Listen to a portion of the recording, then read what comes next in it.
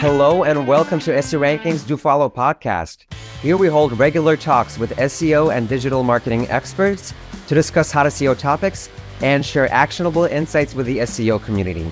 So subscribe to stay on top of everything going on in SEO. In today's episode, we're going to talk about data storytelling and how you can transform numbers into compelling narratives. I'd like to welcome our guest, Lazarina Stoy, who is an organic marketing consultant specializing in SEO, CRO, and data science. Lazarina is also an educator, contributing author, speaker, and thought leader in her field. She has worked with numerous teams in B2B, SaaS, and big tech to improve the organic positioning of brands. Furthermore, she's a strong advocate of marketing automation and often speaks at conferences and webinars about this with the goal of making marketers' lives easier through automation and tools. Thank you for taking the time to do this with us, Lazarina. And I'd love for you to say a bit more about yourself, how you got into this whole field, what got you excited in SEO, and specifically in telling stories through data. Great. So thank you so much for having me. And I'm very, very happy to be here. How I got into SEO is very much on accident. Like I feel a lot of the people that get asked this question say they kind of stumble into the field. So that's very much how I got started. But I quickly found out that this is a field where I can very easily and greatly pair technical aspects like programming or data analysis with extracting data and insights, and also the marketing aspect of it. And so this is what got me into the field. This is what got me excited about SEO. And this is kind of what has kept me into it. And then in terms of data storytelling, this was kind of the vessel of how I could better communicate with other departments of the organizations, the clients that I've worked with, like engineering or product or anything else beyond SEO. And I very much believe that we should, as organic marketers, try to do that as much as possible. And this is why I think I'm quite passionate about this as well. Perfect. Then you're the perfect person to do this with us. And we would love to just jump into it, get people understanding what we're talking about, because I realize that data storytelling seems like something very familiar. People know all these three words combined, but we would love to know how you would define data storytelling and what it means to you specifically. Sure. Yeah. So, well, in general, data storytelling is considered maybe a subset of several different fields. But at its core, it's about telling a story to whoever is listening as part of your reporting of a certain type of data, explaining the data through a story. And while it sounds very simple, it, in my experience, requires a number of different skills that are, for instance, data science, for instance, knowing how to extract the data, where to extract it from, what data to include. It also includes data visualization, or otherwise just knowing the best charts to use, what color combinations for each analysis that you're doing. But it also requires a little bit more soft skills, such as building a compelling narrative. So knowing what to include, what are the pivotal points of the performance that you are looking at for your data, and knowing exactly how to build or instill urgency in the audience that is listening. And then finally, what I found through my own data storytelling journey, it's also about relationship management. You really need to know who your stakeholders are that are going to be listening to this particular report, and also want them to do. And in order to, have all of this, of course, you should analyze your data. You should know what the data says. You should be objective. So objectivity is a big part of this, but you should also be able to lead the direction of the actions or the next steps after this report. And for all of these things, you also need to know what would make your stakeholders act. So what are their hidden motivations and so forth. So for me, data storytelling is all of these things. So a mix of hard skills and soft skills, and just a very good way for us as consultants to drive action a bit better, as opposed to just reporting on dry stats. So I want to hold on to that last thought that you just said, because I wanted to ask, why can't we just present raw data? Why does it have to be backed up by a story? So why do you believe it's important to tell data through stories? And so because I already know what drew you to storytelling in the first place, but why do you believe it's important to back up the data with a story? Yeah. So there was, so when I first started in marketing and in general in SEO, I worked agency side, and for most of my career, I've been a consultant and I've worked agency side. There was always a lot of access to data. We always had access to client data. We always had ways that we would report. We would update the ways that we would report. So for instance, moving from a deck to a very fancy dashboard. But what I found is that we are not really telling stories, but we are just on a routine basis. We are bombarding our clients with stats. And I personally found that to be very inefficient in terms of, first of all, us understanding whether we are on the right path with our strategy, and also the client getting that feeling of comfort or support just internally in terms of, should I continue working with this agency or this consultant? Because yes, they're giving me stats, but I really don't know what this means, right? So I think this is such a broad challenge that consultants are being faced with. I thought that we need to do a little bit of work in pairing the data with how we make decisions for projects. And we also need to, before we work on a strategy, use the past experience that the client has had as a way to inform that. So you kind of work retroactively with the data that you have, but you also incorporate that into decision making. And when you start doing that, you immediately become more persuasive. You have a more engaged audience because your client knows what has worked in the past and how they got to that point. So if you don't learn from their past experience, you can't really be very persuasive by suggesting the same actions. In my experience, I saw that working very well with clients that I've worked with. And this was a very good validation to dig further into the field and kind of expand that skill set a little bit more. And it has worked so far. So far, so good. Fingers crossed it'll keep going well for you as well. And I wanted to ask, in your experience, obviously you've worked with telling stories through data, and how has this transformed the perception and impact of data for the stakeholders? Can you explain what the pivotal moment was, like, that you saw that raw data, like you said, you were bombarding, and then you started telling a story? How does that transform the perception and impact of the data and the processes? Before that, I want to tell an example of this in practice with a client that I had. But before that, I want to share just some benefits that are well researched and studied about using storytelling as a vessel to your reporting and to your data insights. I've spoken about this on my website, my blog, a couple of presentations that I've already done. But in general, there are studies that show that the actionability of reports can be improved when you pair the data with a story, and also when you very clearly outline the next steps that are suggested by you as a consultant or data analyst. Another benefit is that the memorability of reports can be improved. There is research to show that, for instance, people remember stories more than they remember stats.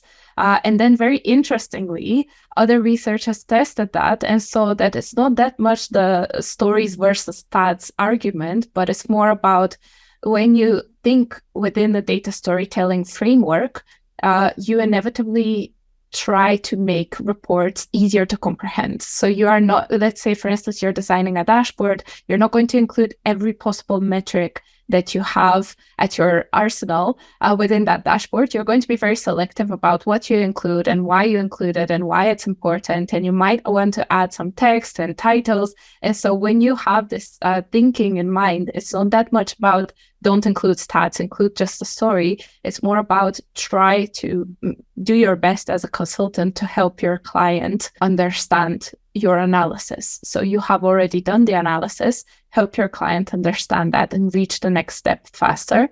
And so this is what the study shows. Again, other benefits like you as a consultant trying to find that one protagonist metric that matters the most about the client and trying to build a story around it. What are the other factors that are influencing it? How can we use this to, let's say, improve profitability or anything within that kind of frame of thinking, this also improves your persuasiveness as a consultant, and also shows people that you have enough authority for them to suspend their disbelief when they are talking to you, right? You have given them enough context to understand the report that you are presenting, and you have also shown your authority by understanding the data, analyzing it, and then coming to your client with only the most important stories, so to speak, or the most important things that they should take up from this analysis. These are the benefits. So if I have to sum up the kind of do's and don'ts in storytelling, it's not about explaining every metric and every functionality of the report or giving them so much data that they are smothered into it.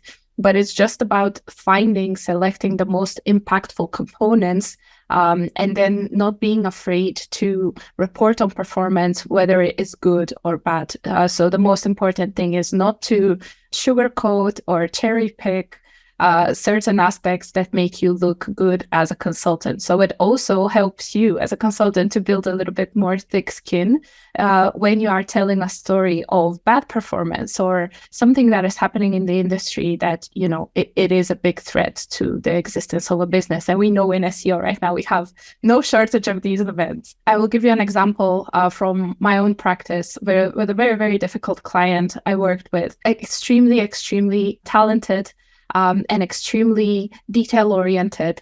And it took us as a team a long time to understand exactly how to communicate data to this particular client and what is important to them. The way that we did that is actually understanding what her motivations are, what she sees as success, with the engagement that we have as an agency and, client agency relationship, but also what she sees as success in terms of the brand, the team that she's working on, the product.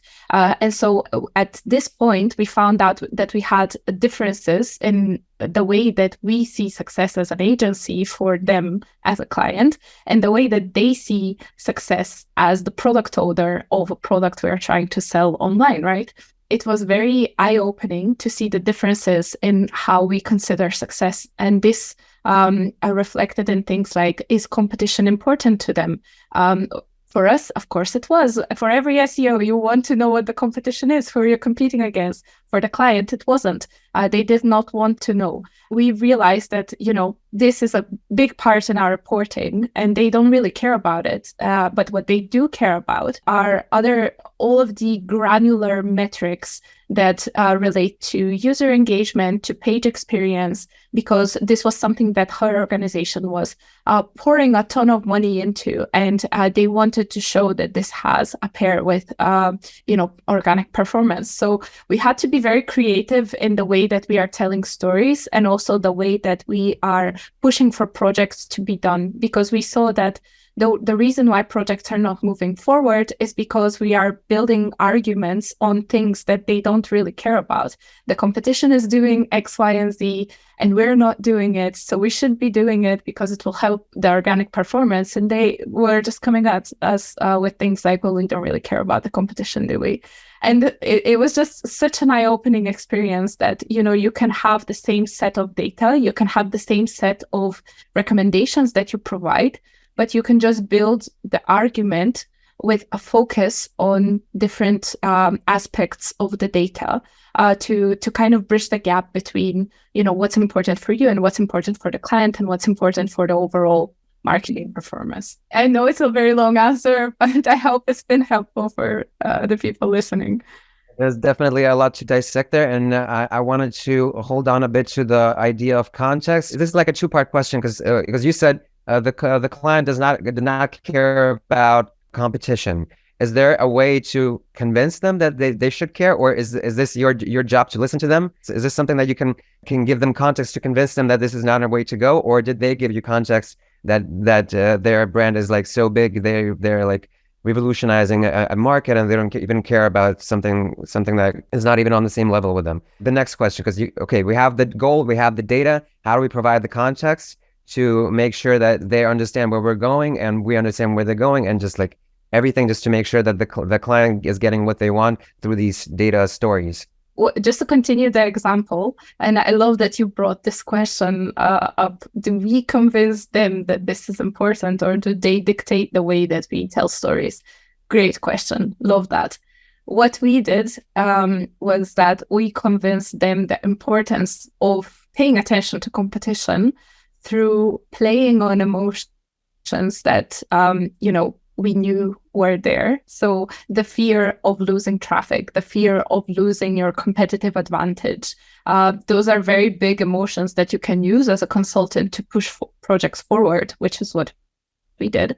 And we also very subtly but efficiently always played into the relationship between the metrics that they did care about and the metrics that relate to competitors, right? So if we are looking or trying to push a project forward about content enhancements, we can use the metrics that they do care about, which is, let's say, traffic, rankings, and user experience, time on site, or whatever else it may be, to also paint a picture of what competitors are doing, why, what are the elements that we are the same or different with them, and how that might influence their traffic. Because again, it's very hard to do SEO in a vacuum or in a bubble. So while we would respect the desire for clients to learn about specific metrics, we cannot change how the field works, right? So we still care about them, even though if we don't include them in the reporting, we still monitor them, we still care about them. And so here, I would absolutely think that this is a good segue into what is the context that you provide.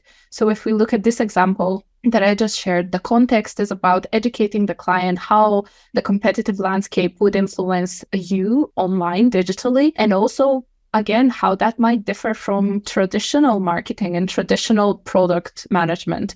Because, even like you said, if you're so big that you don't really care about the competition, you still have a presence online, and the rules there might differ from traditional marketing and, traditional product.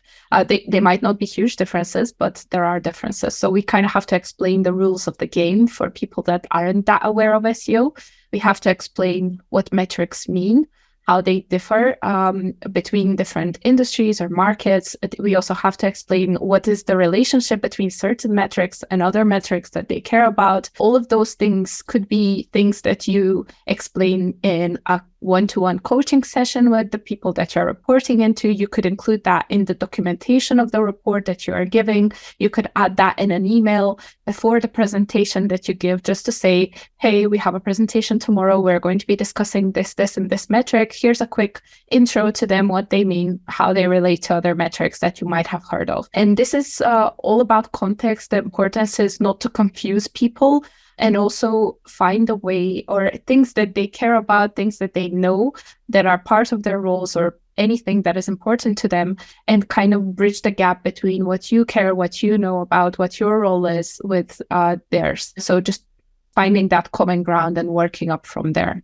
Thank you, Lazarina. I think we've established what the questions that we have before we get to the actual data storytelling. And my question is, how do I know if I have a story to tell? And what are the components of a story that I eventually tell to the stakeholders? Just summarizing the question is, what are the key components to creating a compelling narrative with data? Yeah.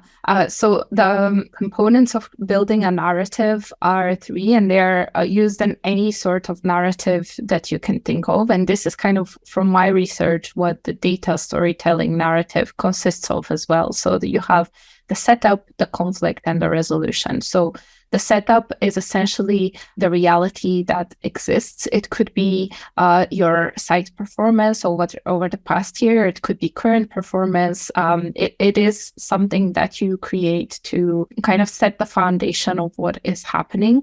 And then the conflict is any event that changes this reality. And this is kind of the key to storytelling. The resolution, of course, is the new reality that this conflict creates. And this is where we would pair that with very kind of actionable insights to what we need to do to kind of get back to the status quo that was before this event, or to improve or to capitalize on it, and so forth. So essentially the next steps that we need to provide as consultants. I think the biggest challenge when you're doing storytelling is to find out what the conflict is. And in our industry, like I mentioned, there is absolutely no shortage of conflict type events. A conflict might be the new generative AI experience that Google has. It could be the introduction of ChatGPT and how it will influence content strategy. It could be a site migration, a UX design change. It could be site speed starting to negatively impact rankings. So all of these things could be potential conflict events. And even if there is nothing happening on your site, it could be a competitor moving into the market. It could be a new SERP feature. All of these things are potential conflict events, and they do have the potential to disrupt your organic performance. So how do you know that you have a story to tell? I think this is more related to when you are analyzing data, which is a part of our role as consultants. We do this whether we want to or not. We do this. We have to for us to actually work in this field. If you see any sort of event that you think has the potential to change how your site performs, you have the potential to tell a story through that. And if you see, retroactively that something has influenced performance, again, you have a story to tell. Just to answer your question shortly, there's almost always a story to tell with the data that we have in the field that we work with. So it's just about finding which are the meaningful stories to tell, which would lead to impact, what will resonate with your audience and your stakeholders. And whether it matters to them. Because if you are constantly giving them information or news or how it will impact our field, you're kind of becoming like this, LinkedIn influencer, 10 ways to use ChatGPT to improve your strategy sort of thing. And so, that's why I think you will start noticing these stories, but it's all about choosing which one of them are important to tell and which one might not have that big impact. Because I understand, like, once you get into the habit of telling these stories, you may get carried away sometimes. And is there like a way to limit yourself using the data? Because the data is what lies at the foundation of these stories, right? So how can a storyteller maintain objectivity in their narrative? What is the best way to do this in your practice, in your experience? Yeah. So when it comes to, are you telling too many stories? I think that the audience and the people that you're reporting into are going to be the biggest kind of feedback that you can get. If they're engaged, if they are curious, then you're doing just right. If you have a bored audience and you see that there's no action taken after your presentations, and your recommendations are falling flat, then this is perhaps a good indicator that something needs to change. And then when it comes to maintaining objectivity, this is something that many of the studies that I have read on this topic, the researchers stress this a lot, because it's quite easy to get carried away and tell a story that you want to happen. So I don't know why recently my LinkedIn is full of this topic, so I'm going to use this as an example. We all want to believe that this is the generational shift that is happening in SEO. Like, there is the AI wave and the new Google experience that is in beta. And, the stories that we tell ourselves and the stories that we tell to our clients is that this will revolutionize how SEO is done, but it might not. We don't really have that data, and we don't have that knowledge. And so I think that this is a good example of where you are allowing your subjective opinion to kind of brew into the way that you are reporting on this situation, if you wish, to your client, or the way that you are, building the narrative for what companies need to do. And I think we saw the same thing whenever ChatGPT hit the mainstream, with a ton of companies just doing above and beyond, firing their content teams and, replacing them with ChatGPT. And just like a couple of months later, we're seeing that was a very subjective decision. And, it really didn't have that much ground in reality. So I think the takeaway here is, first of all, don't skew the data to fit the narrative that you hold or an opinion that you hold. Always maintain objectivity.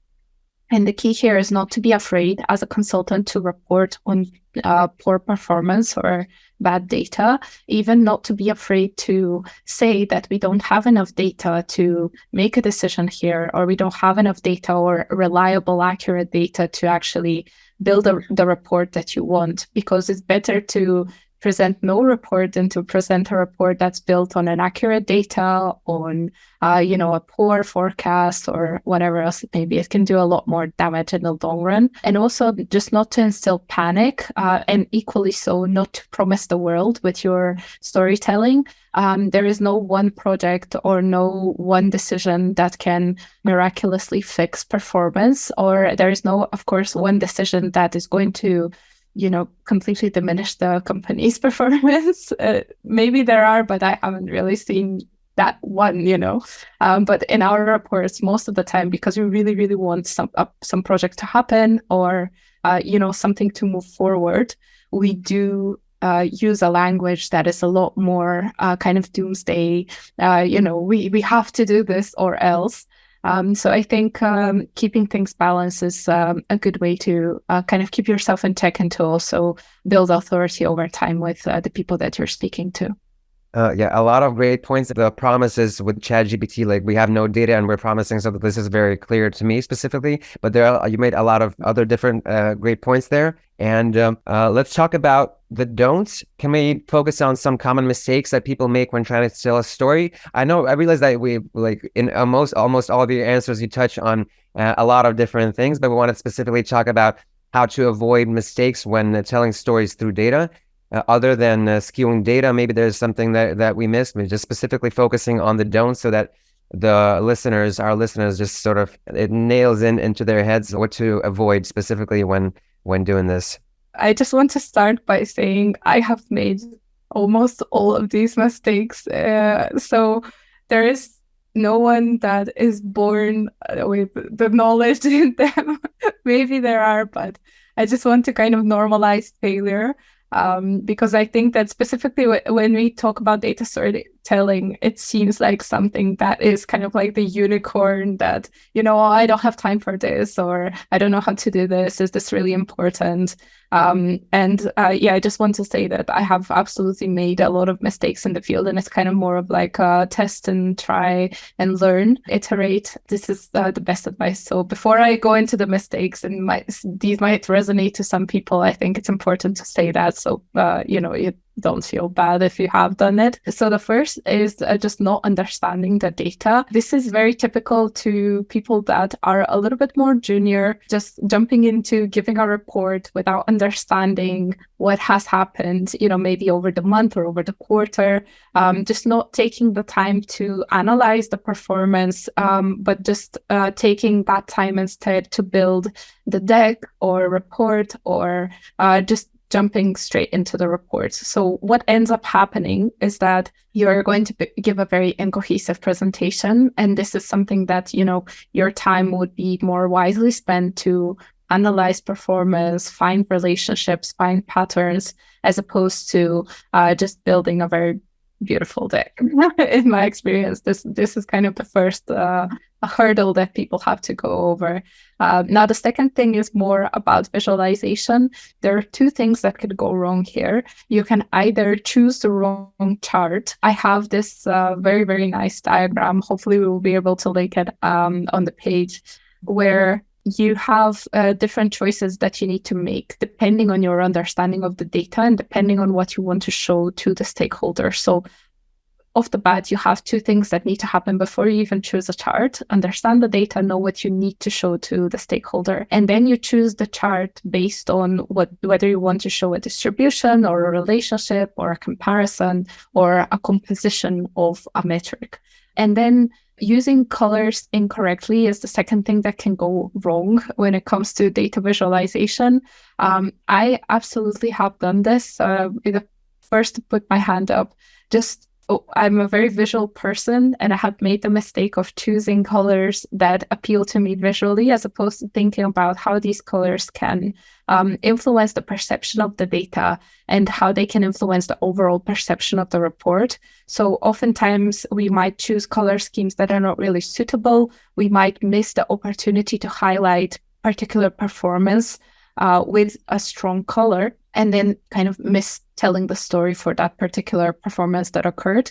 And I also recently learned as well that, color theory in general, especially when you're working in an international organization, is something that you should think about, because there are even colors that could be offensive in some countries. And the way that people perceive color is different based on their origin, the culture that they are brought up in. So there's definitely a ton to think about when you're designing your report.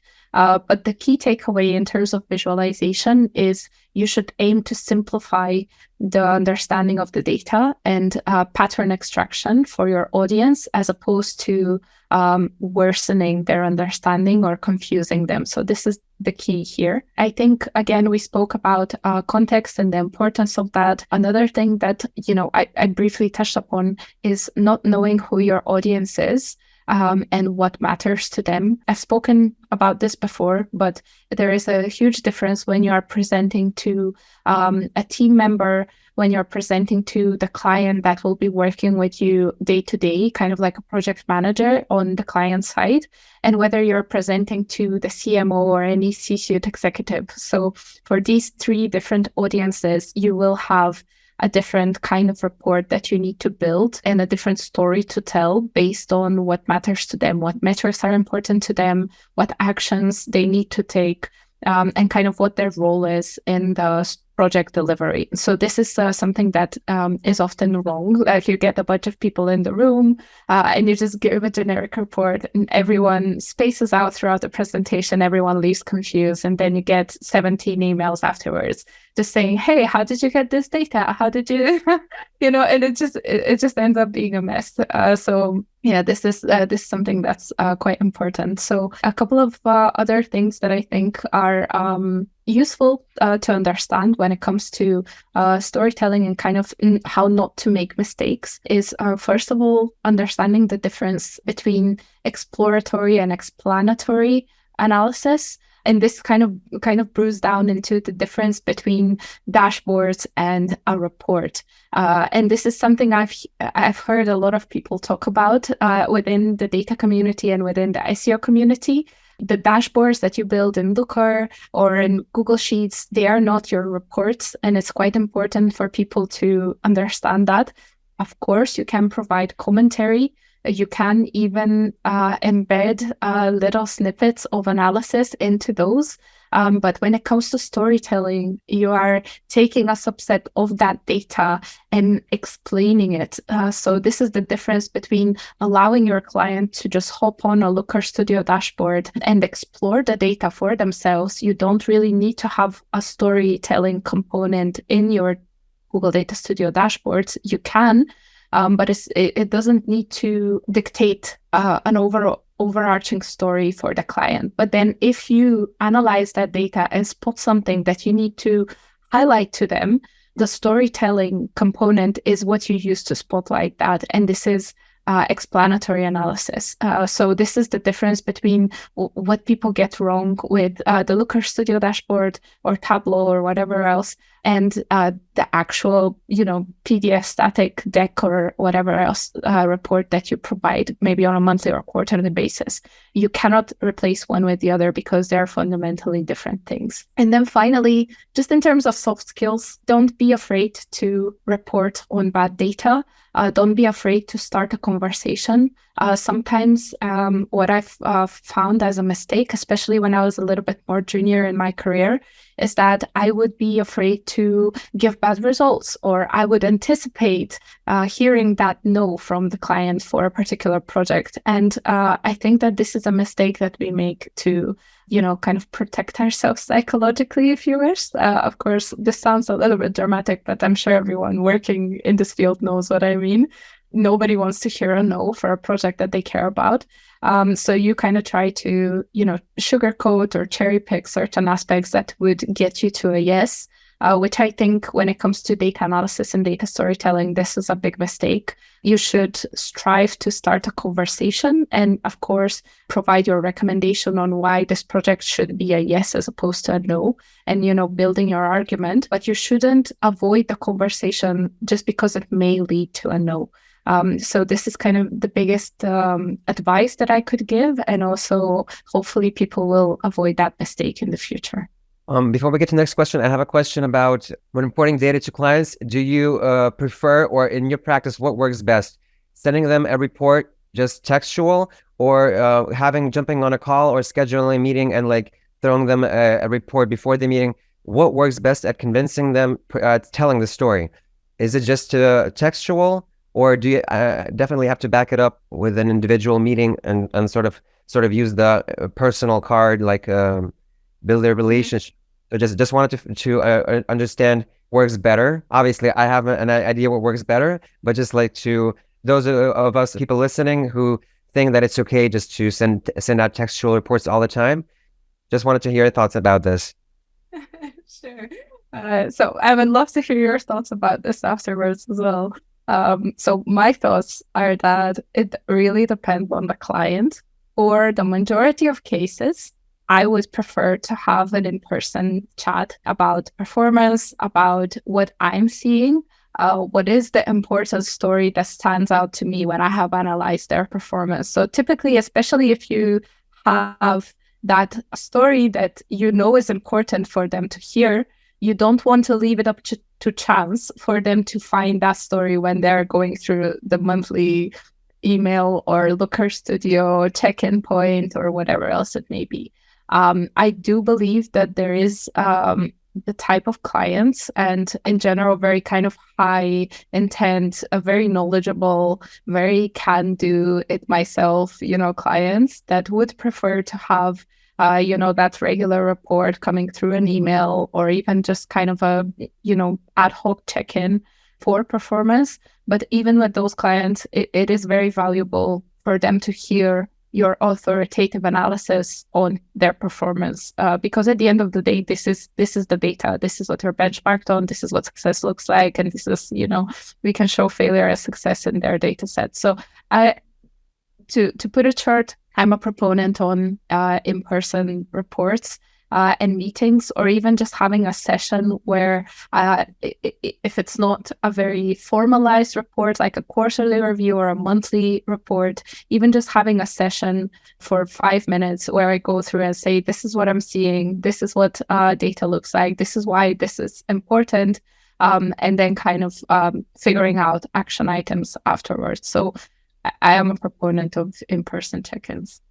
Yeah, actually, when you started talking about it, I remember at the very beginning you were saying about what is data storytelling, and one of these components is goes into it is the client relationship. So it's sort of that's where the answer is. You can't really have a relationship with just submitting textual messages and have a feeling behind those letters. Good that we settled that. Thank you. And yeah, since we started talking about the different people who you have these reports for, who you can tell different stories to, let's talk about those decision makers and how in the business context stories can influence the final decision. If in the example when you said I'm not interested in the competition, I don't care, how can you influence that decision to convince the business owners to move forward in a specific direction, even although they initially had a firm thought about not doing something specific? Can you comment on how data storytelling helps make decisions for businesses, right? Sure. So the core of data storytelling is to use a narrative to help other people, first of all, understand data better, and second of all, make a decision faster. So this is within many of the definitions that I've seen, both in academic research and also in some of the books that we'll talk about later on. Commonplace, right?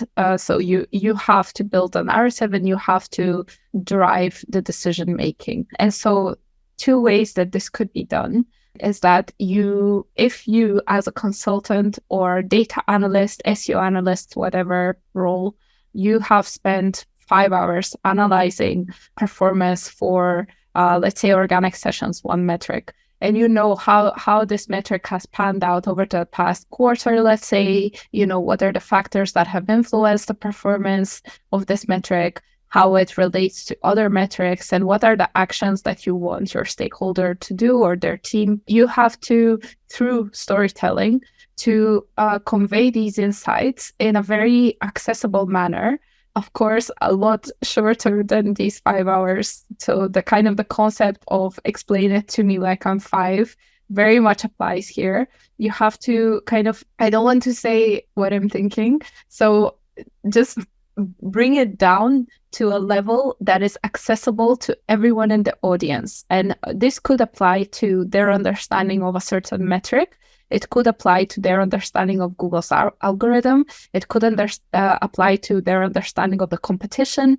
But essentially, you have to bring it down to a level that everyone in the audience understands, and then to explain the performance very simply, and draw down the next steps very clearly, so that they know what is the way that they can get out of the situation, regardless if it's good or bad. So if you have a good performance, what do we need to do to stack up the actions that we're already doing to improve that, or build upon that? And if we have a poor performance, conflict that is impacting the way that we appear online or how our organic marketing is growing, then what do we need to do to get out of this situation as quickly as possible? And also, to your point, how do we bridge the gap between, what is important from a data standpoint and also from a personal standpoint for the brand or the client? One thing that I would say here is just having that context and simplify jargon whenever possible, explaining everything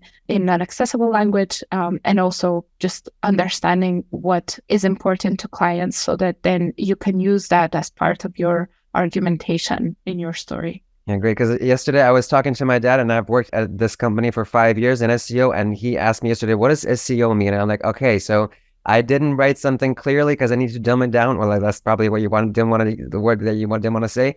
But I try to write everything that it will be clear for my mother or like a 5-year-old. But there's basically the same. Once you get really old, it's also the same. Exactly. Exactly. Imagine if someone is just walking into the presentation that you're about to give and they have no idea what you're talking about. You either have to have that supporting documentation within the presentation that people can quickly jump into a Google Doc and see what bounce rate means. For instance, if this is the main protagonist of your data story and you're going to be spending half an hour talking about bounce rate, you better explain it somewhere for the people in the room that don't know what that is, right? Or why it's important. Because otherwise, what the worst thing that could happen is for you to be super invested. You've practiced this presentation 100 times beforehand, and you start going into it and explaining everything, and someone just interrupts you 20 minutes in saying like, listen, I have no idea what you're talking about. And, I have been there, and this is why I don't want other people to be in this position. I feel like every data analyst has had at least one of these presentations in their life. So this is why context matters. This is why, bridging the gap matters, and understanding who you're speaking to, what is their knowledge. And, there is absolutely no harm in educating people, right? So, if someone doesn't know what SEO metrics are and why some of them are more important than others, then this is a great opportunity for you to practice your educational skills, and the next time, whenever they're giving a presentation, they're going to do the same for you. And it's like a very collaborative experience, and you're bridging that emotional gap as well. So good things all around, right? Thanks, Lazarina. I wanted to comment and get your comment about the way that presentation and visualization of data affects the impact of the story being told. What is the best, in your experience, maybe there's the best way of doing things? Maybe within a month, how many reports do you send out to a specific client, and how that gets you, how that helps you get to the bottom line that both of you are commonly trying to reach? Yeah, so in terms of how the presentation would impact the story, again, I think we touched upon this. I'm not going to spend that much time on this, but just choosing the right visuals and choosing the right colors is important whenever you are sending a sort of chart report, especially if it is, like I mentioned, an explanatory report. We're not talking about the dashboards here. We're talking about maybe that monthly deck or the quarterly performance review and so forth. So choosing those two things, once you understand what you want to convey to your client, is, I think, very important, because they can either help their understanding of the data or they can confuse them. They can challenge their understanding. And of course, we know what we want. We want them to understand what we understand when we look at the data, right? We just want all of us to be on the same page. So this is important. So taking your stakeholder on a journey and kind of helping them understand what we see, why it's important, what they need to do, and kind of laying this out in terms that they understand. And then in terms of your second question, which was how often should you do this? I think this is very much dependent on the client. So there's no one way. And there's no one way of designing a dashboard. Even if you use like a common data source like Google Analytics, there's probably 1,000 ways that you can design a dashboard that would be meaningful to your client. So definitely there is a lot of value in having that conversation as soon as you start working with someone. What is their preferred way? What do they want to focus on? And then you providing your insight and analysis on what you typically want to see and how you measure your own success, and kind of finding a common ground from the get-go on what, let's say, the exploratory report should look like, or otherwise the dashboard. And then when you have something that is happening, let's say huge SERP change, we are losing our positions, we need to give an analysis on what is going on, because our clients may be asking us, why is our position down? Why are our impressions up? What's going on with the clicks? The click-through ratio has changed, or whatever else it may be.